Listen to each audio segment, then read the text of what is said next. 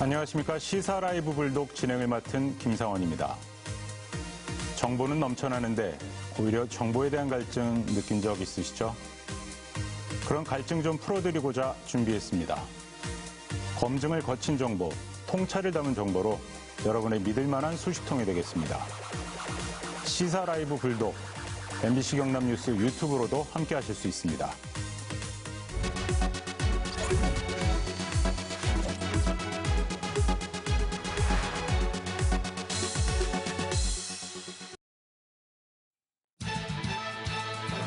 이 시간 경남의 가장 뜨거운 뉴스를 전합니다. 오늘 경남에서는 9명이 코로나19 추가 확진 판정을 받았습니다. 창원에서 4명, 김해 2명, 밀양 1명, 거창 2명입니다. 경남의 누적 확진 환자 수는 모두 48명으로 늘었습니다. 추가 확진 환자 9명 가운데 감염 경로는 신천지교회 관련 3명, 의료진 추가 감염으로 다시 전면 폐쇄된 한마음 창원병원 관련 3명, 대구를 방문했던 1명, 거창교회 2명입니다. 코로나19가 봄꽃이 다가오는 길목도 막아섰습니다. 다음 달 27일에 열릴 예정이던 진해 군항제와 군악의장 페스티벌도 전면 취소됐습니다.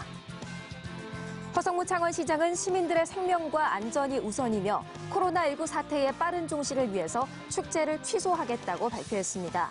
또 축제 취소로 지역 상권이 위축될 우려가 있는 만큼 지역 활성화 대책을 마련하겠다고 밝혔습니다.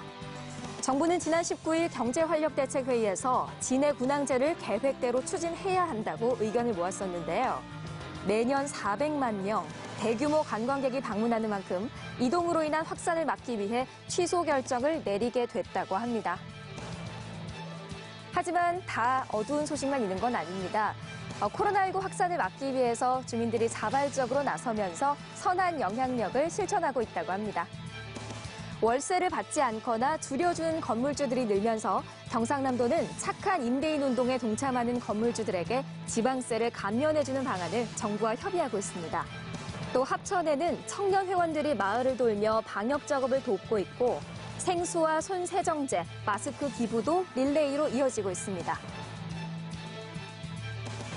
힘들 때면 사람들의 온기가 가장 큰 도움이 되는데요. 요즘은 만나는 일조차 조심스럽습니다. 하지만 어디에 있든 무엇을 하든 당신이 건강했으면 좋겠습니다 하는 바람을 담아서 MBC 경남과 경남도민일보가 여러분의 응원의 메시지를 기다리고 있습니다. 당신이 우리의 백신입니다. 기다릴게요. 지금까지 타임라인 김혜민이었습니다.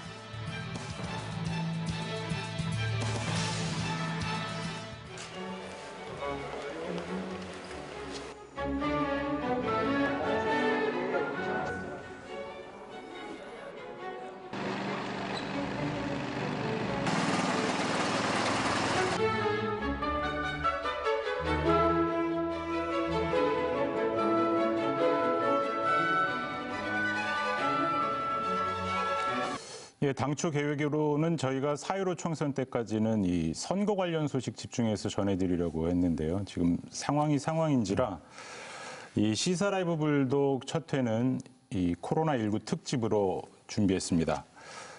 코로나19 경남 상황부터 좀 정리해 보겠습니다. 장현 기자 나왔습니다. 네, 불독 첫 방송 함께하게 돼서 영광입니다. 생생한 현장 소식 열심히 전해드리겠습니다. 예. 자, 앞서 타임라인에서 경남도 내 확진 환자가 총 48명이라고 했는데요. 추이 좀 짚어주세요. 네, 경남에 첫 확진 환자가 나온 게 지난 20일이었습니다. 2명이었죠. 네. 이후에는 하루 2명, 3명 확진 환자 증가 수가 한 자릿수였는데 23일 일요일이었습니다. 10명이 증가했고요. 그리고 네. 어제는 15명, 오늘은 9명 이렇게 증가했습니다. 지금 말씀드린 숫자는 모두 확진일 기준입니다. 네. 현재까지 그래서 확진 환자 수는 48명입니다. 그리고 오늘까지 검사를 받은 분들은 2,929명 이렇게 집계되고 있습니다. 예, 빨리 잦아들어야 할 텐데요. 이 도심 분위기 많이 달라졌죠? 그렇습니다. 지난 화요일이죠. 경남에서 가장 번화한 거리라고 하시는 창원 상남동을 가봤는데요.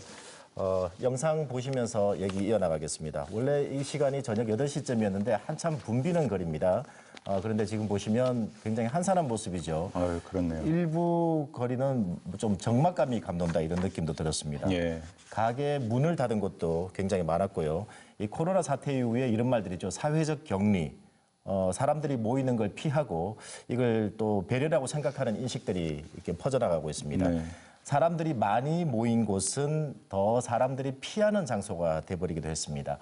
지금 보시는 화면은 한 고깃집인데 문을 아예 닫았다고 합니다. 어떤 사정들이 있었는지 이 주인을 통해 직접 들어보겠습니다. 일요일 저녁부터 해가지고 지금까지 일단은 임시 휴업을 하고 있습니다. 과거에는 여기 뭐 손님이 거의 꽉 찼고 특히 회식 손님들이 많아가지고 꽉 찼는데 지금은 회식도 자제하는 분위기다 보니까 회식 손님도 없고 많이 지나다니는 사람도 없기 때문에 정말 많이 힘듭니다. 장사하시는 분들 지금 뭐 많이 힘드시죠. 말할 그렇습니다. 것도 없을 것 같은데 뭐 경제적으로나 뭐 심리적으로나 특히나 이 중에서도 이제 이 확진자 다녀간 곳 같은 주인분들 네. 같은 경우는 더 좀 심하실 것 같아요. 요즘 문자 많이 받으실 텐데 이 동선 공개 많이들 하고 있죠. 예. 이 환자가 들렀던 장소, 시각 그리고 이 접촉자를 가려내서 확산을 방지한다라고 해서 굉장히 중요한 정보가 됩니다. 지자체에서는 이 동선을 아주 상세하고 신속하게 이게 공개를 하고 있는데 이 때문에 피해를 호소하는 경우들이 많습니다. 동선이 공개돼 버리면 사람들이 찾지 않는다는 것이죠. 네. 저희 방송사로 전화를 주시는 분들도 많으시고 인터넷에 이런 사연들을 이렇게 하소연하는 경우들이 많이 그렇죠. 올라오고 네. 있습니다. 최근에 그 확진 환자가 들렀던 한 카페에서 그 피해자 한 분을 만나봤는데요. 어떤 얘기인지 한번 들어보겠습니다. 이제 뭐 저희 업소 때문에 뭐 건물 자체에 지금 사람이 없다. 뭐 그런 게 지금 뭐 몸으로 느껴질 정도니까. 네. 예, 그리고 뭐 이걸로 제가 또 피해 당기는 것도 있고요. 제가 진짜 솔직히 심정을 말씀드리면요. 어디 정말 하소연도 하고 싶고 이게 제가 뭐 의도한 것도 아니고 그랬는데 피해는 뭐 직접적으로 제가 다 보고 있는 거니까. 네, 방금 만난 분은 가게를 운영하시는 분인데 확진 환자가 가게에 들렸다고 동선이 공개됐습니다. 그러다 보니까 그 건물 전체에 사람들이 찾지 않았고요. 네. 그러다 보니까 나머지 가게 상인들도 굉장히 좀 뭐 비난 여론이 있었겠죠. 그래서 나머지 업주들을 피해서 다니는 중이라고 얘기를 들었습니다. 자, 이 확진자의 동선을 공개하는 문제, 또 그 공개한다면 어디까지 하느냐. 이게 사실 메르스 때 네. 불거진 일이잖아요. 그렇습니다. 2015년 거슬러 가는데요. 메르스 당시에 대구시는 이 확진 환자의 동선을 아주 구체적으로 공개를 했습니다. 뭐 주민 알 권리 차원이다라고 했는데 같은 시기에 서울시 같은 경우는 2차 피해가 우려된다면서 이 작은 마트나 이미용실은 명단을 공개하지 않았다. 기준이 없었죠, 그때. 그렇습니다. 없었는데요.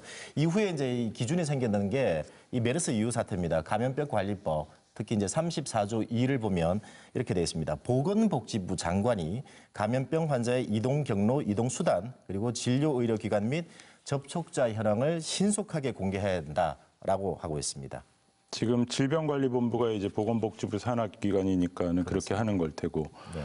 자치단체가 하는 거는 규정이 있는 건가요? 지금 자치단체로부터 보내는 문자 메시지 많이 받으실 텐데요. 이 자치단체가 이 확진자 동선을 공개할 수 있는 규정이나 그 법률 근거는 없습니다.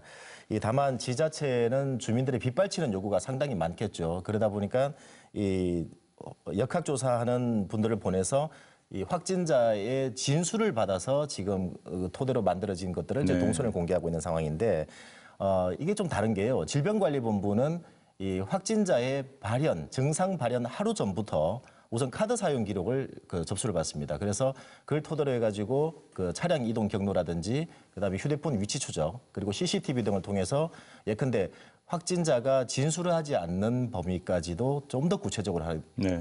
공개를 하는 거죠. 그러다 보니까 이 지자체와 그리고 질병관리본부가 이렇게 드러내는 동선 공개 범위 그리고 이동 경로가 약간 좀 다소 차이가 나는 경우도 있고 질병관리본부가 약간 느리긴 하지만 좀 더 사실에 가까운 동선을 공개하고 있다 이렇게 설명드릴 수 있습니다. 네. 그러니까는 동선 공개에 관한 이제 법적 근거는 있는 건데 법적인 근거는 마련되어 있는데 자치단체가 그거를 하는 부분까지는 세밀한 규정까지는 아직 없는데 여하튼 지금 하고 있는 장관이 거군요. 하도록 돼 있다는 거죠. 자, 어쨌든 지금 자치단체가 이렇게 신속하게 하려다 보니까 자치단체에서는 뭐 네. 그런 이제 주민들 요구도 있는 거고 하니까 그러니까 이제 이런 차이가 생기는 것 같은데 아무래도 서둘다 보니까 근데 뭐 지금 감염 경로를 이렇게 밝히는 와중에서 요 감염 경로를 두고도 조금 혼선이 있었던 것 같아요. 그렇습니다. 어제 오늘 경남에 사이에. 25번 환자였는데요. 40대 네. 남성입니다. 아내인 40대 그리고 10대 아들, 70대 이 아버지까지 모두 양성 판정을 받았는데 이 경상남도가 최초 브리핑에서 대구에 다녀온 아내가 감염 경로인 것 같다라고 밝혔는데요.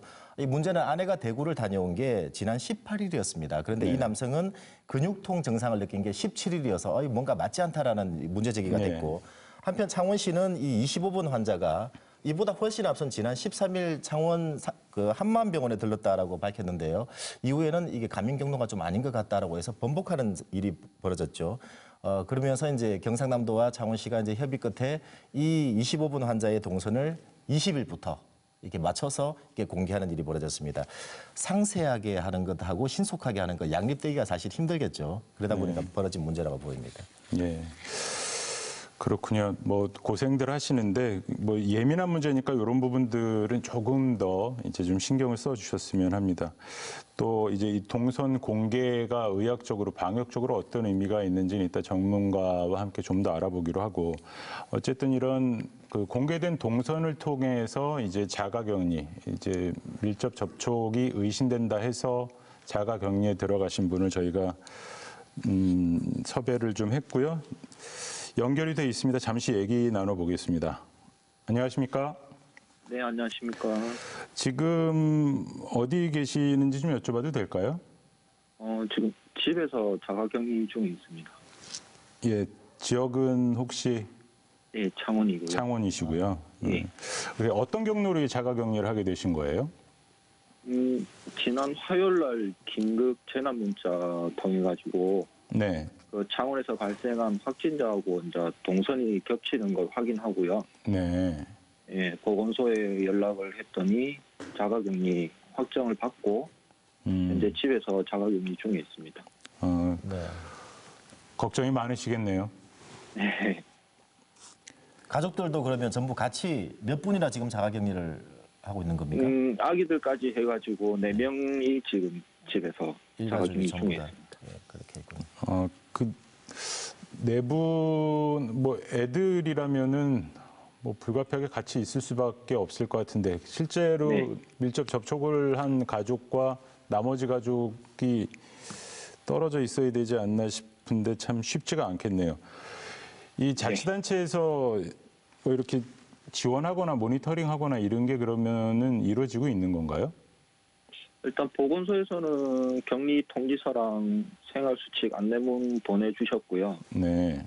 오늘 직원분 오셔가지고 소독제랑 마스크 같은 구호물품 주고 가시고 뭐 하루에 2번 정도 통화 지금 하는 걸로 그렇게 알고 있습니다. 네. 아니, 언제부터 지금 그러면 자가격리를 하시는 거죠? 지난 화요일부터 사흘째네요. 예. 그렇군. 아니 구호물품이라는 게 마스크, 소독제 말고 예를 들어서 뭐 식료품이라든지 이런 부분들이 더 필요하진 않나요? 밖에 못 나가실 텐데. 식료품은 부득이하게 이제 가족들 통해 가지고 조금 받은 상황이고요. 네. 일단은 집에 있는 걸로 지금 견뎌봐야지 하고 참고 있습니다. 아유. 별다르게 방법이 없을 것 같아서. 14일 동안 그러면 집에 머물러야 되네요. 저 같은 경우에는 확진자랑 동선을 겹친 집에서 일주일이 지난 후라서 네. 예, 남은 일주일 정도만 더 집에서 자가격리 하는 걸로 그렇게 알고 있습니다. 예. 무탈하시길 바라겠습니다. 오늘 말씀 고맙습니다. 네, 감사합니다. 예, 자가격리자분 연결해 봤고요. 지금 동일 집단 전원격리, 우리 요즘 뭐 코호트 격리 해가지고 얘기하는데요. 한마음병원이 지금 그 상태죠. 한마음병원 직원분도 연결을 좀 해보도록 하겠습니다. 나와 계시죠? 네, 안녕하세요. 예, 고생하십니다. 지금 어떤 상황인가요? 지금 현재 우리 병원 전체 코호트 격리를 지금 하고 있고 그렇죠. 26일 수요일 23시부터 본격적인 코호트 격리가 시작되었고 어젯밤부터요. 예, 예. 네네. 그리고 현재 지금 병원 식구들 83명이 90명의 환자분과 19명의 보호자분들을 돌보고 있습니다. 자, 사실 식사도 그렇고 힘든 부분이 있으실 것 같은데. 네. 예, 아무래도 제한된 인원과 이 제한된 공간에서 할 수 있는 일이 제약이 되어 있으니까 이 일을 하다가 갑자기 또 다른 일이 또 발생해 지원 나가기도 하고 이 네. 코호트 격리라는 게 그때그때마다 사람이 충원될 수 있는 조건이 충족되지 않으니까 그렇죠. 언제 어디서 터질지 모를 응급 상황에 사실 직원들도 지금 많이 긴장을 하고 있고요. 1분 1초 우리 환자분들의 컨디션에 전부 집중하고 있기 때문에 이 2주간 최대 2주간의 그 코호트 격리 기간 동안에 병원 식구들의 체력 저하도 많이 걱정됩니다. 네. 그래도 뭐 인터넷이나 카페 댓글에 보니까 이제 저희 병원과 코호트 격리에 자원한 우리 병원 직원분들을 위해서 응원하는 글들이 정말 많이 올라오더라고요. 네. 그게 참 시민들에게 죄송함과 동시에 감동을 많이 받았습니다. 그게 환자분들 예. 환자분들 이제 관리 더 신경 쓰셔야 될 것 같은데 필요한 부분은 없으세요? 지금 뭐 구호물품을 경상남도 창원시 그 대한적십사사에서 많이 지원을 해주셔서 실제로 원내 거주 환경은 평소와 다름이 없는 수준으로 유지가 되고 있어서 괜찮은데 네. 레벨 D라고 불리는 방호복이 있죠. 그거랑 비닐 방호복이 지금 많이 부족한 상황입니다. 코호트 격리 중에 이제 환자가 사망을 했거나 검사가 필요할 경우 입어야 하는데 이게 갑자기 이제 대량으로 검사가 필요한 경우에는 이 방호복이랑 도구가 필요한데 이게 지금 원내에 한 200개 정도밖에 없는 상황입니다. 지금 이 소진 속도로라면 한 5일 내에는 다 사용을 할 것 같아서 지금 현재로서는 방호도구가 제일 필요한 상황입니다. 방역 당국에서 좀 챙겨야 될 문제겠네요. 네, 그래도 적극적으로 이렇게 좀 도움을 주시고 계속적으로 이렇게 조금씩 이렇게 보내주고 계셔가지고 한시름은 덜고 있습니다. 예. 예, 모쪼록 환자분들 잘 챙기시고 우리 직원분들도 그 건강 잘 챙기시기 바랍니다. 네, 말씀 감사합니다. 예, 고맙습니다. 네. 자, 장윤 기자, 지금 네. 뭐 자가격리하는 분 또 이제 코호트 격리에 들어간 병원 직원분 말씀을 좀 들었었는데 네. 우리 경남에 지금 자가격리 하고 계신 분들이 몇 분이나 되죠? 네, 오늘 기록에 보면은 916명 이렇게 되어 있습니다. 자가격리, 이 자가격리는 내가 좀 약간 동선에 접촉한 것 같다. 그래서 스스로 격리한 분이 아니라 보건소로부터 자가격리자로 통보받은 분들에 한했습니다. 916명입니다. 예. 자, 뭐 모든 분들이 지금 힘내야 하는 상황입니다만 특히 격리된 분들 잘 견뎌주시길 바랍니다. 자, 장영 기자는 잠시 뒤에 우리 선거의 맥 시간에 다시 보죠. 네.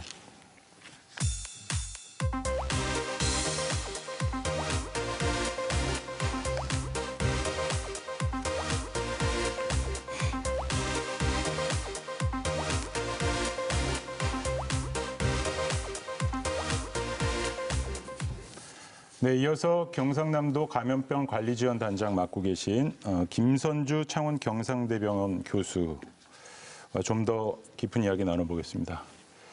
어서 오십시오. 네, 반갑습니다. 바쁘신데 고맙습니다. 자, 바로 여쭐게요. 1월 20일 이제 우리나라에서 첫 환자가 발생한 이후에 지금 한 달하고 일주일 정도 또 지났는데 지금까지 드러난 코로나19의 특징 좀 요약을 해 주시죠. 네, 불과 한 10일 전만 해도 네.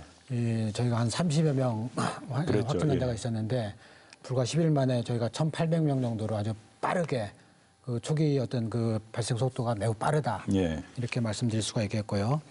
두 번째로는 다행히도 이제 많은 분들이 그 무증상이거나 아니면 증상이 경미한 그런 이제 환자분들이 많고 그리고 이제 그 기저질환이 없는 어떤 50세 이하의 젊은 분들은 그렇게 이제 그 사망률이 거의 제로입니다. 그에 반해서 네. 반면 면역 기능이 저하되신 분들, 그래서 뭐 당뇨라든지 심장 질환이라든지 천식이라든지 혹은 투석을 받는 분들이라든지 이런 분들은 또 이제 반대로 사망률이 좀 높을 수 있기 때문에 네. 이제 그런 어떤 특징이 있다 이렇게 말씀을 드릴 수가 있고요.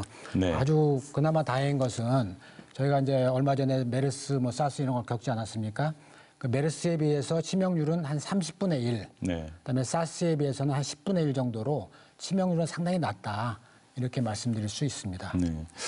사실 뭐 이제 무증상일 때도 뭐 전파되는 경우가 만약에 있는 거라면 전파 이제 더 확산되는 거 아닌가 싶고 뭐 이 빨라지는 거 아닌가요? 이런 전파 속도가? 네, 그렇습니다. 이제 예를 들어서 이제 메르스 같은 경우는 대개는 이제 증상이 심했거든요. 대개 폐렴으로 이제 네. 바로 처음부터 진행이 돼서 우리가 빨리 좀 쉽게 찾을 수가 있었는데 반면에 지금 이 코로나 바이러스는 무증상 혹은 증상이 거의 그렇군요. 예. 약한 그런 분들이 많기 때문에 자기도 모르는 사이에 이렇게 이제 코로나 바이러스가 감염이 되고 또 전파될 수 있어서 그래서 아마도 이렇게 좀 더 확산 속도가 빠른 게 아닌가 이렇게 생각을 하고 있습니다. 네. 자, 근데 역설적으로 이렇게 확진자가 많다라는 거는 물론 그 전파 문제도 있지만 우리가 지금 엄청난 속도로 지금 검사를 하고 있잖아요. 이런 검사를 많이 한다는 의미도 같이 내포되는 거 아닌가요? 네, 그렇습니다. 실제로는 저희가 이제 그 확진자 수 혹은 환자 수만 되게 이제 비교를 해서 보고 있는데 얼마나 많은 환자를 그 대상으로 검사를 했느냐 그렇죠. 이 부분을 같이 봐야 되거든요. 그런데 이제 잘 아시는 것처럼 우리나라는 현재 한 5만 명 이상을 검사를 했습니다. 그에 반해서 우리나라는 이제 거의 하루에 한 5천 건 이상을 이렇게 소화를 할 수가 있거든요.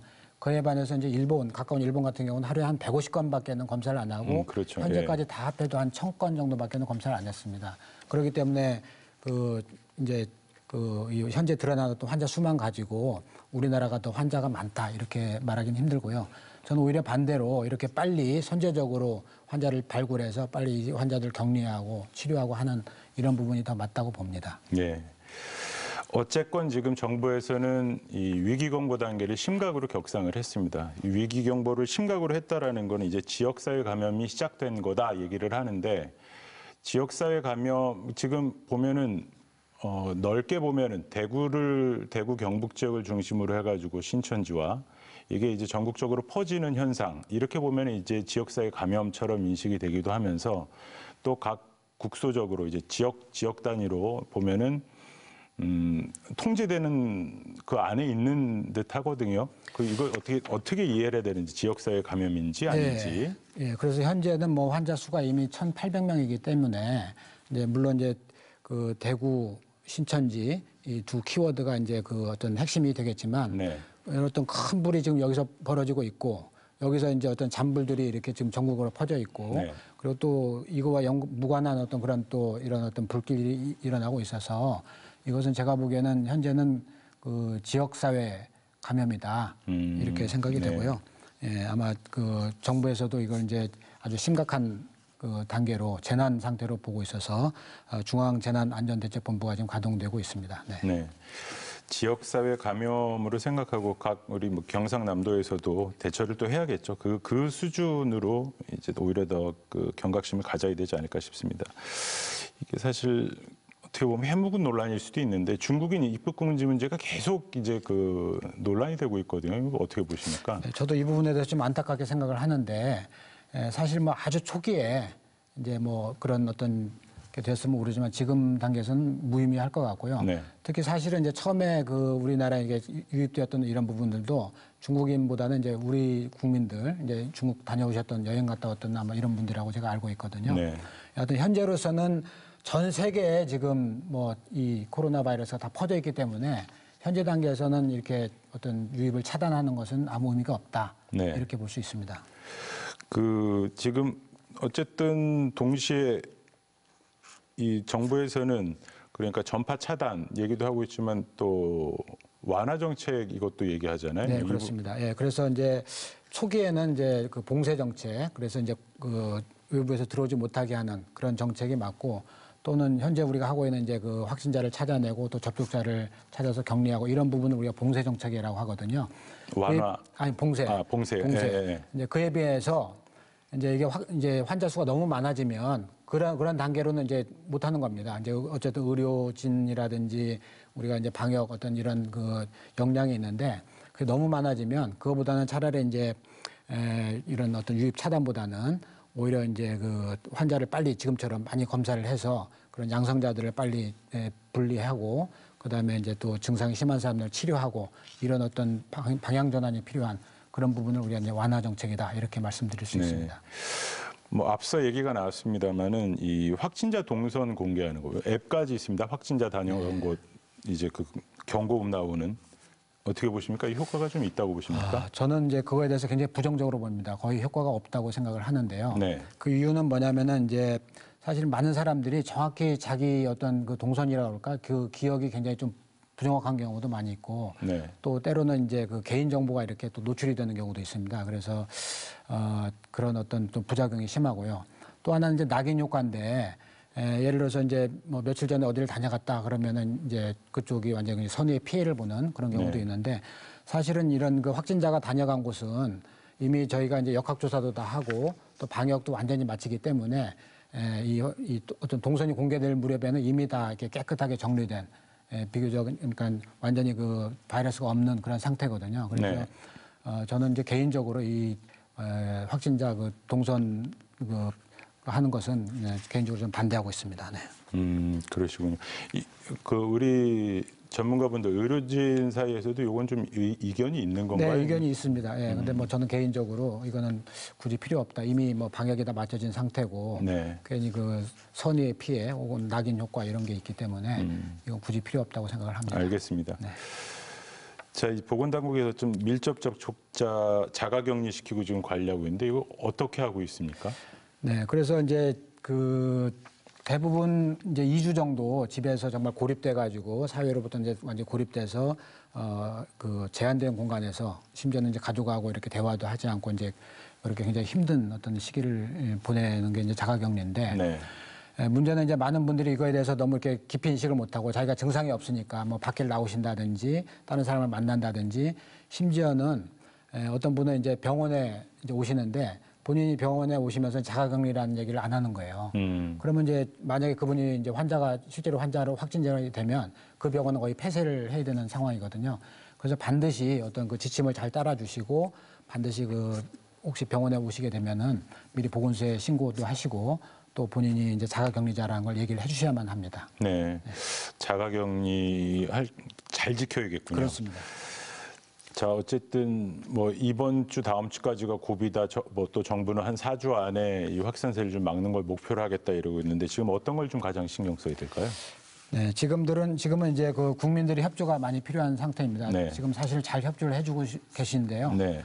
예를 들어서 뭐 이제 그 어떤 모임이라든지 이런 것들 많이 외출이라든지 이런 걸 많이 자제하고 계시고, 그래서 일단은 뭐지 그 어떤 호흡기 증상이 있거나 이러면은 무조건 병원에 오신다든지 또 무조건 선별진료소에 가지 마시고 일단 증상이 이제 좀 가볍고 이런 분들은 좀 집에서 하루 이틀 좀 지켜보면서 좀 그 상태를 좀 보다가 좀 안 좋아지면 이제 그때 병원에 오시면 어떨까? 왜냐하면 지금 병원에 워낙 지금 그런 그런 환자분들이 많이 몰려오고 있기 때문에 그런 걸 좀 부탁을 드리고 싶고요.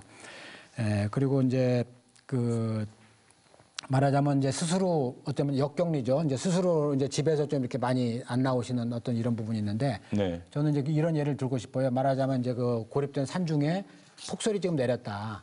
그죠? 그러면 오도 가도 못하고 꼼짝 못 하잖아요. 그래서 그런 상황이다 생각하고 스스로 좀 잠시 이렇게 사회로부터 격리되는, 그죠? 각자 이렇게 서로 이렇게 멀리 떨어지는, 그래서 아까 말씀하신 대로 이제 사회적인 격리 이런 부분이 되겠는데 아마도 이런 그 폭설이 이제 눈이 다 녹을 무렵 되면 이런 어떤 유행도 좀 종식되지 않을까 이렇게 기대를 하고 있습니다. 예.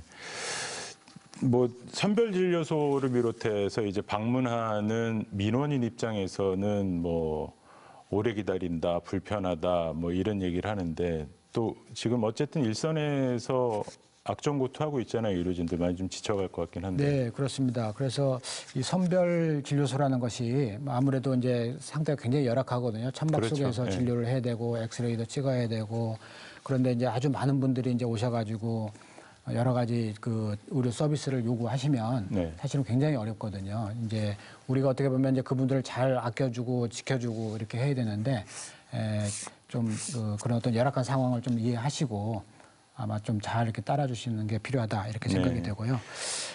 그리고 이제 실제로 아까 말씀드렸지만 이런 그 확진자 좀 호흡기 증상이 의심되는 분들은 바로 그냥 병원으로 들어가시거나 또 바로 응급실로 가시거나 하면 말하자면 그분이 이제 양성으로 되잖아요. 그러면 이제 그 응급실이 폐쇄된다든지 그래서 실제로 응급 진료를 받아야 되는 분들 혹은 중환자 이런 분들이 이제 실제로 진료를 못 받는 아주 심각한 상태가 되기 때문에 의료 공백을 막기 위해서라도 꼭 주의하는 게 필요하겠습니다. 예. 그 유튜브로 지금 실시간 질문이 좀 들어온 거 이게 계속 얘기가 나오긴 하는 건데 마스크를 빨아 써도 됩니까? 이런 질문이 들어왔습니다. 네, 사실은 방역 마스크는 이제 사실은 필터가 있거든요. 그렇죠. 빠는 순간 이제 필터가 망가지기 때문에 빨아 아무래도 쓰는 거는. 면 마스크 이런 거를. 근데 면은 원래 이제 또 이게 방한용이기 때문에 사실은 또 이제 이 현재로는 좀 적합하지 않고요. 그렇습니다. 그러면은 그러니까는 일회용이라면은 빨아 써서는 안 되는 거고 그렇습니다. 면이라면은 좀 아쉬운 부분이 부족한 거고 그렇습니다. 우리 방역용으로는 일회용 마스크 빨리 보급돼야겠네요. 자, 이거 아무래도 이제 총선 앞두고 있다 보니까 이 총선을 어떻게 해야 되겠나 싶은데 뭐 이제 뭐 전문가 입장에서 드라이하게 말씀해 주신다면 어떨까요? 네네. 이 부분은 뭐 선관위에서 이제 고민할 사항이긴 한데 현재 이제 그 방역 측면에서만 보면 예를 들어서 이제 모바일 투표와 기표소 투표를 뭐 병행하는 것 이런 걸 한번 고려해 볼 수 있을 것 같고요. 네. 어쨌든 기표소에서는 이제 충분히 간격을 띄우고 알코올 소독제라든지 마스크라든지 이런 그 보호 장구를 잘 착용하면서 이제 투표를 하면 될 것 같습니다.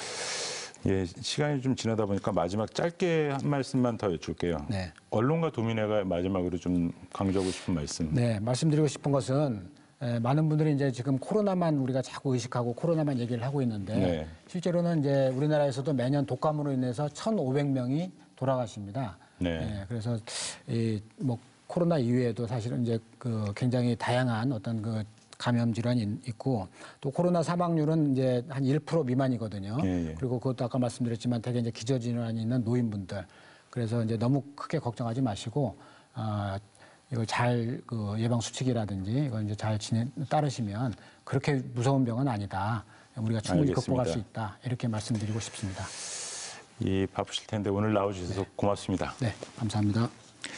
예, 경남 감염병 관리 지원단장 맡고 있는 김선주 창원 경상대병원 교수였습니다.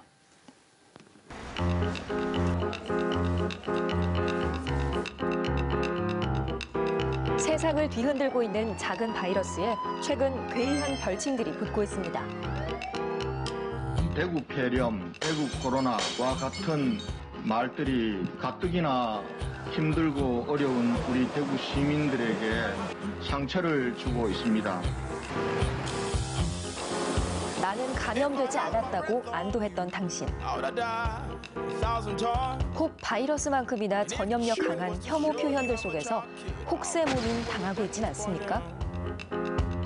시작은 지난 18일부터였습니다. 오늘이 국내 코로나19 확산의 중요한 분기점이 될 것 같습니다. 특히 어제 처음으로 확진 환자가 나온 대구 경북에선 18명의 환자가 속출했습니다.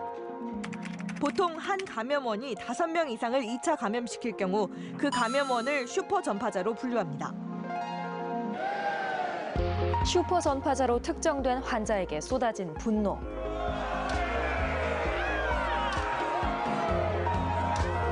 나도 감염될지 모른다는 공포 속에서 혐오는 자라났습니다.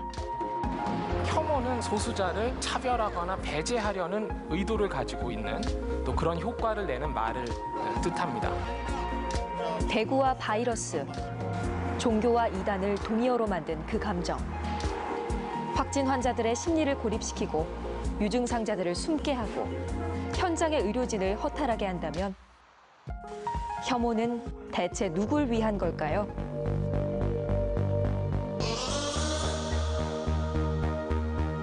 패스트로부터 빠져나온 건 개개인들이 기울인 절망적이지만 단조롭고 꾸준한 노력들이다.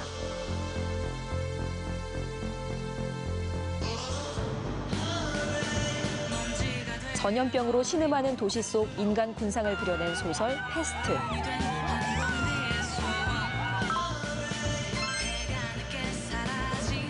교민들께서 안전하게 각자 그 위치로 돌아가시게 돼서 너무 기쁘게 생각하고요. 나가셔서 더 좋은 일만 있기를 바랄 뿐입니다. 불과 몇 주 전, 우리는 혐오가 배려로 탈바꿈하는 신비를 목격했습니다. 국내 첫 코로나19 확진 환자가 나온 지 오늘로 39일째. 우리는 우리에게 절실한 것이 무엇인지 이미 잘 알고 있습니다.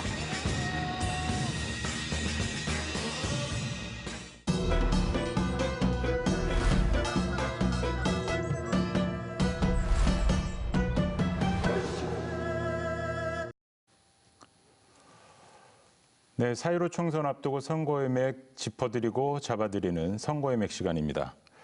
이 선거의 맥 짚어주실 분들 소개합니다. MBC 경남 장영 기자, 경남도민일보의 정봉화 기자, 김수민 시사평론가 함께합니다. 자, 장영 기자는 앞서 인사드렸고 우리 정봉화 기자는 MBC 경남과 경남도민일보가 이제 협업하면서 이번 프로그램을 준비를 했는데 그 첫 주자로 임하는 소감 한번 말씀해 주시죠. 네, 코로나19가 그 모든 이슈를 지금 다 그 휩싸고 있지만, 네, 앞으로 국민의 국민을 대표할 일꾼을 뽑는 총선도 아주 중요한 시기거든요. 네. 그래서 이번 주부터 경남도민일보는 국회를 바꿀 당신의 한 수라는 주제로 선거 기획 보도를 시작을 했습니다. 근데 특히 올해는 이제 MBC와 함께 선거맥을 같이 짚게 됐는데요. 네. 지역을 대표하는 방송사와 신문사의 새로운 만남이라는 이러한 시도가 앞으로 유권자들이 총선에서 후보를 선택하는 데 많은 도움이 되길 기대합니다. 네. 우리 요 협업 하나 말고 같이 하는 거 하나 더 있죠? 네, 앞서 약간 소개가 됐는데요. 당신이 우리의 백신입니다라는 네. 공동 캠페인을 진행합니다. 코로나19와 관련해서 격려, 위로, 응원 메시지를 경남도민일보와 MBC 경남 SNS를 통해서 보내주십시오. 확진자나 의료진, 자영업자들을 향한 응원도 좋고 나 자신 또는 가족을 위한 메시지도 좋습니다. 도민 여러분의 많은 참여 기대하겠습니다. 예, 많은 관심과 참여 부탁드립니다. 자, 우리 김수민 평론가께서는 혹시 앞서 영상 보셨나요? 혐오는 힘이 없다. 네, 어떠셨어요? 맞습니다.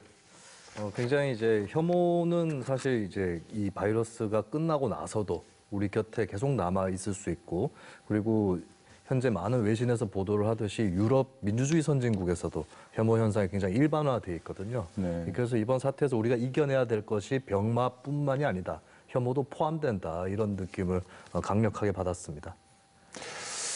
예. 자, 오늘로 총선이 이제 48일 앞으로 다가왔습니다.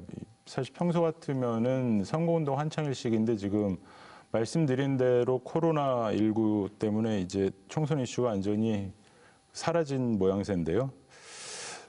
자, 정 기자, 일단 각 당 총선 전략이 지금 바뀔 수밖에 없는 상황이죠. 네, 코로나 사태가 민심이 어떻게 흘러갈지 모르다 보니까 여야도 총선 전략을 새로 짜야 할 판입니다. 특히 이제 전통적인 선거운동은 사실상 중단됐다고 봐야 되고요. 더불어민주당 같은 경우는 아예 이제 대면 접촉 선거운동을 금지하라는 공문을 다 보낸 상태고, 이것은 민주통합당이나 다른 정당도 마찬가지일 거라고 봅니다. 그래서 아무래도 올해는 온라인 선거운동이 활발하게 될 텐데요. 그럴수록 가짜뉴스, 특히 유권자들이 유의해야 될 것 같습니다. 뭐 저희도 워낙 총선 기획으로 준비를 했다가 이렇게 바뀌었으니까 뭐 어느 정도는 이해할 수도 있을 것 같습니다. 자, 장 기자, 지역 지금 어쨌든 출마한 분들 그 동향은 좀 어떤가요? 지금 뭐 예비 후보 단계인데요. 지금 거리 나가보면 후보자보다 현수막을 더 많이 볼 수 있는 것 같습니다. 네. 후보들 대외 활동 크게 줄었구나 느낄 수 있는 대표적인 곳이 이 기자실일 텐데요. 후보들이 이제 뭐 자기 정책을 알리기 위해서 기자실 많이 찾는 경우죠. 네. 화면 보시는 곳이 창원시청 기자실입니다. 저기 2월 4일 날 촬영한 화면인데요. 굉장히 북적입니다. 저기 30분 간격으로 기자회견을 열리는 곳인데 창원에 5개 선거구가 있죠. 등록된 예비 후보만 지금 56명입니다. 경쟁률이 굉장히 치열한데요. 저 경쟁률을 뚫고 기자회견하는 게 왼쪽에 저 화면이고, 오른쪽은 25일 촬영을 했네요. 썰렁하죠? 텅 빈 모습이죠. 왜 저런 일이 났는지 관계자에게 직접 한번 들어봤습니다. 2월 24일부터 기자회견을 안 하는 걸로, 잠시 중단하는 걸로 그리했습니다. 하루에 5건 이상 일이 했습니다. 근데 지금은 거의 한 건도 안 하고 있습니다. 그렇게 달라질 수밖에 없죠. 이게 뭐 불가피하니까요. 우리 김수미 평론가는 사실 출마 경험이 있잖아요. 당선 낙선까지 다 해보셨고. 지금 후보시라면은 어떨까요? 실제로 제가 경험을 해본 적이 있습니다. 2014년 지방선거 전에 세월호 참사가 있었기 때문에 당시에 뭐 선거에 관련된 그 대놓고 하는 캠페인들을 다 취소를 하고, 좀 어떻게 보면은 주민들을 봤을 때는 잠적하다시피 했던 그런 선거운동을 또 하기도 했었는데요. 근데 이때도 주로 후보로서 할 수 있는 일은 이 사태에 대한 논평을 내놓으면서 정책적 대안을 제시를 하는 겁니다. 이때 주의할 것은 누구나 할 수 있는 뻔한 얘기가 아니라 본인만의 어떤 날카로운 시각으로 그 문제점을 짚을 수 있어야 되는 게 있고, 두 번째는 뭐 오프라인에서 공개적으로 모습을 드러내지는 않지만 자신의 지지층을 조직하는 뭐 그런 활동을 주로 이런 시즌에는 하게 됩니다. 좀 앞서 나가시는 분이니까.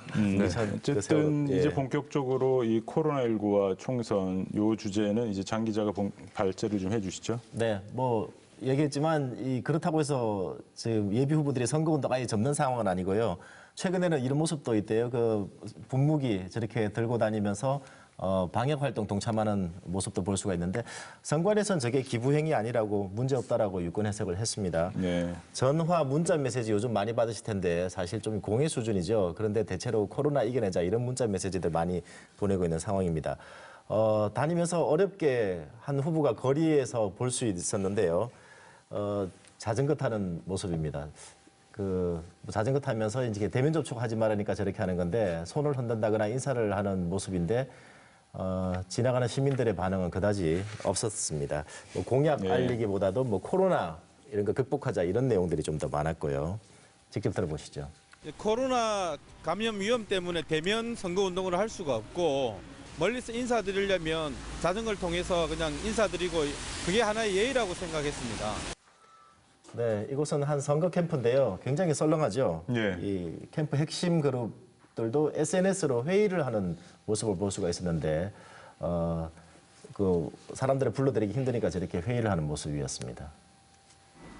선거운동을 해야 되는 아주 어려운 상황에 처했습니다. 네, 어렵답니다. 이 선거운동이라는 게 사실 사람 사업, 그러니까 사람 만나는 일인데 깝깝할 수밖에 없을 것 같고요. 네. 자, 하여튼 정치 신인들은 이게 더 답답하겠죠? 기성 정치인들이야 특히 현역들 같은 경우는 알려져 있기 때문에 적당히에서도 이런 상황에서는 묻어나갈 수 있는데 신인들 그리고 이제 젊은 정치인들 같은 경우는 굉장히 힘든 상황이죠.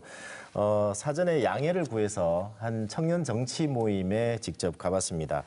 이 총선 전략을 논의하고 있는 모임이었는데 실제로는 총선 전략보다 코로나 얘기가 더 많았습니다. 어떤 얘기들인지 직접 제안된다면 결국엔 SNS로 가게 될 수밖에 없거든요. 그러다 보면 또 흔히 말하는 댓글 알바를 고용한다거나 그런 문제들도 또 발생하지 않을까. 지금은 너무 이렇게 그 코로나 사태 때문에 사람들이 그게 달했을 거거든요. 그래서 감성이 더 우선되고 그래서 어느 정도 이런 상황이 조금 안정화가 되고 난 다음에 그때 총선이 이루어야 되지 않을까. 지금 말미에 나왔어요. 총선을 좀 다음에 치러야 되지 않을까. 총선 연기 얘기를 꺼낸 건데 이게 정치권에서도 좀 나왔잖아요. 예, 유성엽 지금은 대한신당 공동대표죠. 그리고 바른미래당 손학규 전 대표 총선 연기 진지하게 검토하자 이렇게 첫 주장을 했었고요. 미래통합당 심재철 원내대표 6.25 때도 전쟁 때도 대선 치렀는데 말도 안 되는 소리다 이렇게 심재철 대표 지금 근황이 좀 달라졌는데 그죠? 아니 지금 대한신당이 아직 있나요? 민생당 아니요 민생당으로 통합이 그렇죠? 네, 그건 정정을 하고 자 근데 이게 가능은 한 건가요? 네, 이 선거법에 보면은 국회의원 임기 끝나기 전에 50일 전이라는 시점을 정해놓고 거기에 맞춰가지고 그 마지막 수요일에 선거를 하도록 법정주의라고 합니다. 이게 법으로 정해져 있는데 천재지변이나 기타 부득이한 사유에 따라서 총선을 연기할 수 있다라고 하는 연기 규정이 나와 있거든요. 그렇죠. 코로나가 천재지변인가? 이것은 논란의 여지가 있지만 기타 부득이한 사유로 들어갈 수 있는 거고 그럼 이걸 누가 해석하느냐? 대통령과 중앙선거관리위원장이 국회의원 선거 연기를 협의해서 결정할 수 있도록 되어 있습니다. 그래서 법적으로는 이것이 가능하다라는 것을 이제 우리는 알 수 있죠. 협의해서 대통령이 결정하는 거죠. 그렇습니다. 그렇죠? 예, 저희가 더 나가진 않겠습니다. 이제 판단은 시청자분들의 몫으로 남겨놓는 걸로 하고 여기서 마무리하겠습니다. 잘 들었습니다.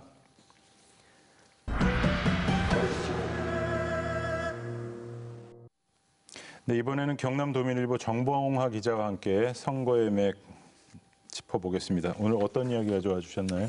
네, 역시 코로나 주제에서 벗어나기는 어려울 것 같은데요. 예. 이번에 코로나19를 두고 2003년 사스, 2015년 메르스 떠오른다는 분들이 많은데요. 예.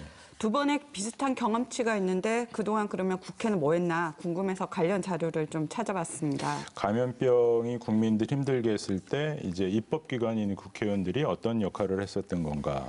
네, 2015년에 메르스 당시에는 환자가 106명이고 사망자가 38명, 그러니까 치사율이 지금 코로나19보다 높았는데요. 네. 그 당시 법안들이 대량 발의됐습니다. 그중에서도 감염병 예방관리법 개정안만 19건이 발의가 됐는데요. 네. 다행히 그 당시에 개정을 통해서 감염관리 시스템이 좀 강화가 됐습니다. 지금 앞서 말한 확진자 동선 정보 공개도 이때 마련이 됐습니다. 예. 네. 그리고 특히 중앙과 지자체 그리고 의료기관 간 관리 네트워크가 좀 구축이 됐고요. 현재 지금 활용을 하고 있는 음압 병실도 이때 마련이 됐습니다. 그리고 병상과 이격거리 확보라든가 방문객 출입 제한 같은 병원 문화 조성도 이 당시에 이루어졌습니다. 네. 자, 어제는 코로나 3법 통과됐어요. 정리 좀 해주시죠. 네, 감염병 예방관리법 그리고 검역법, 의료법 요 세 가지를 코로나 3법이라고 하는데요. 대표적인 예가 이번에 대구 31번 확진자 전철을 밟지 않기 위해서 일단 검사나 격리 치료를 거부했을 때 벌금 규칙을 강제할 수 있는 벌금 조항을 신설한 것이 가장 특징적이라고 할 수 있고요. 워낙 이제 사안이 급하다 보니까 전체 국회의원 수 중에서 재석 237명 중에 2명을 뺀 나머지 찬성을 해서 그 처리는 됐는데 아쉬운 점은 좀 있습니다. 어떤 부분이죠? 네, 법은 바뀌었는데 그럼 현실은 어떤가? 현실은 그렇게 와닿지 않는다는 건데요. 실제로 2015년 메르스 때 그 감염병 전문병원 설립을 한다는 그 내용이 법안에 신설이 됐습니다. 그리고 문재인 대통령 정부 100대 운영 과제에도 명시가 됐지만 사실 지지부진한 상태입니다. 실제로 2017년에야 두 곳이 지정이 됐는데요. 호남권의 조선대병원은 2023년이 돼야 정상 운영이 가능하고 서울의 국립중앙의료원은 아직 공사 첫 삽도 뜨지 못한 상태라고 합니다. 그 두 곳 빼고 나머지 지역은 아예 아직 설립 소식이 아예 없는 거고. 자, 5년 동안 뭐 했냐 이런 비판 나올 수 있을 것 같은데 그 연장선상에서 지금 경남 같은 경우에서는 이제 진주의료원 폐원이라는 경험치가 있고 그에 따른 공공의료 확충이 꾸준히 이제 요구가 제기돼 왔었는데 이 부분도 사실 기대만큼 지금 추진은 되고 있지 않은 것 같아요. 네, 그렇습니다. 실제로 이번 코로나19 사태를 계기로 이제 공공의료 확충에 대한 목소리가 커지고 있고요. 어제가 그 진주의료원 강제 폐업 7년째 되는 날이었습니다. 그래서 민주노총 보건의료노조가 성명을 내면서 이제 공공의료 확충의 정책이 대전환이 필요한 때라고 강조를 했습니다. 이렇게 예측할 수 없는 신종 감염병에 대처하려면 전국적으로 공공병원을 늘려야 한다는 게 핵심인데요. 어쨌든 이번 총선에서 아마 이 공공의료 문제가 쟁점으로 떠오르지 않을까 예상할 수 있습니다. 그럴 것 같네요. 우리 김수만 평론가는 좀 어떻게 보세요? 그러니까 우리나라 의료의 가장 큰 문제가 민간 영역, 사적 영역의 의존성이 높아서 공공병원이나 이 인프라가 부족하다는 거거든요. 근데 건강보험제도라든가 이런 것들은 미국보다도 더 잘 돼 있어요. 그리고 보장성도 최근에 확대를 해왔는데 이 비유하자면은 땔감은 충분히 구해놓고 구들장을 안 고친 그런 상태다라는 게 이번 사태에서 또 한 번 드러난 것 같습니다. 네. 표현이 좋네요. 고맙습니다. 네, 어쨌든 이렇게 감염병이 유행할 때마다 이제 국회의원들이 실적을 쌓기 위한 무더기 법안들을 쏟아내긴 하는데요. 이번 총선에서는 국민의 안전과 건강을 이제 지킬 수 있는 그런 정책을 만들 수 있는 정당과 후보를 잘 뽑아야 할 것 같습니다. 예, 오늘 얘기 잘 들었습니다. 자, 선거의 맥 이번에는 우리 김수민 시사평론가가 이어갑니다. 우리 코로나19 보면서 어떤 생각 좀 해보셨어요? 그러니까 우리가 스포츠 할 때 입으로 한다라고 하거든요. 서로 선수들 간에 호명을 하면서 플레이를 하기 마련인 거죠. 정치에서도 말이 굉장히 중요한데 이 재난 상황에서 이제 국민들을 감동시키기도 하고 또 다른 새로운 방향을 제시하는 이런 말들이 또 있습니다. 예를 들면은 애리조나에서 총기 난사 사건 2011년에 일어났을 때 오바마 대통령이 51초간의 침묵이라는 유명한 연설을 합니다. 이게 뭐 예정돼 있었던 건 아니더라도 연설을 하다가 이제 슬픔을 억누르면서 침묵하는데 그것이 더 큰 울림을 줬던 그런 기억이 있고요. 아쉽게도 이제 한국 정치에서는 좀 이런 풍경을 찾아보기 힘들긴 한데 굳이 하나 좀 생각나는 것은 이제 강원도 산불 사태 때 이낙연 전 총리가 그 노인분들의 건강 이런 것들을 갖고 챙기면서 뭐 그렇게 얘기를 친절하게 하는 그런 또 모습이 인상적이었었고요. 이낙연 총리는 다니면서 항상 저렇게 하더라고요. 밀양 그 화재 사건 났을 때도 뭐 마찬가지였고. 특유의 목소리로 또 이렇게 하십시다. 이런 그런 말 또 남기긴 했었는데 그리고 최근에는 이제 국민들이 직접 나서서 힘내라 대구 경북 이런 해시태그 캠페인도 하고 심지어는 이제 저 멀리 홍콩의 민주화 운동 지도자죠. 조슈아 웡 한글 트윗으로 특별하게 이제 한국의 시민들을 응원하는 그런 메시지를 또 보내기도 했습니다. 자, 이제 좋은 어떤 사례들을 앞세워 주셨으니까 이제 그 반대 사례들을 이제 본격적으로 지적을 하시겠네요. 네, 그렇습니다. 지금 정치권에서 가장 큰 문제가 되는 발언이 제가 봤을 때는 어떤 일이 해결되지 않을 때 그것이 열심히 하고 있는데도 해결이 되지 않았다라고 가정한다면 오히려 구조적으로 뭐가 문제가 있고 또 세세하게는 어떤 문제점이 있다 이걸 파악할 수가 있거든요. 네. 근데 이 상황에서 가장 나쁜 것은 해결할 의지가 없기 때문에 해결을 못하는 것이다라고 몰아붙이는 그런 문화가 될 겁니다. 근데 지금 이제 청와대에도 보면 한 100만 명 정도 되는 시민들이 대통령 탄핵 청원을 올리고 있는데 이것은 뭐 시민들의 표현의 자유, 또 언론의 자유라고 볼 수는 있겠지만 과연 이제 야권에서의 반응도 그와 그렇게 다른 격조 있는 반응인가라고 하는 의문이 또 드는 것이고요. 또 거꾸로 이제 반대 진영 쪽에서는 유시민 작가 같은 경우에 뭐 대구시장이 사태를 해결할 의지가 없어 보인다 이런 단정적인 발언을 했는데 이것은 이제 현장에서 일하는 사람들부터 시작해서 여럿을 좀 어떤 공경에 몰아넣는 발언이 될 수 있다. 이걸 좀 유념했으면 좋겠습니다. 네. 자, 어쨌든 또 그 중간지대에 있다고 해야 될까요? 그럼 국민들에게도 이게 이제 호불호 갈리게 하고 이렇게 좀 갈등을 하게 할 것 같고 스트레스 받게 할 거고 그렇죠?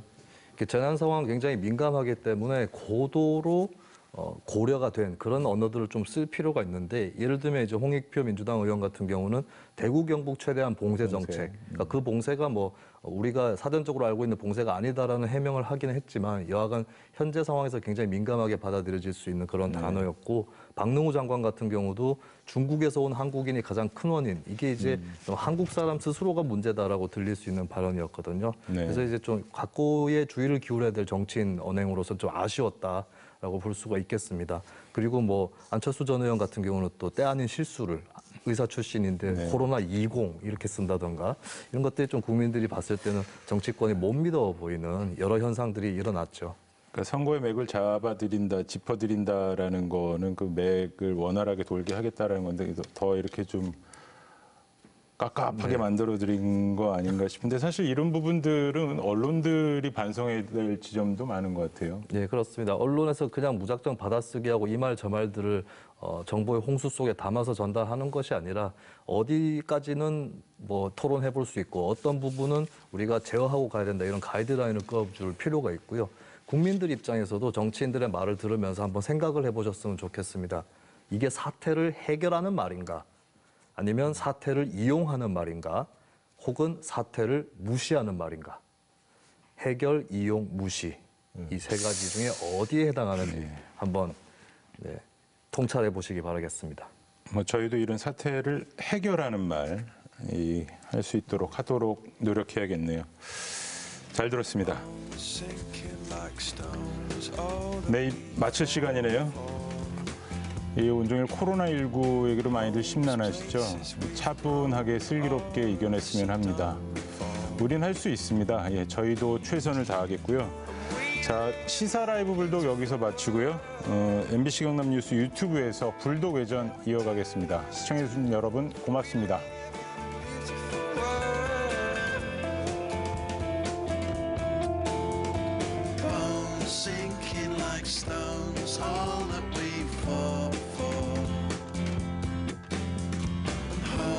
Places we've grown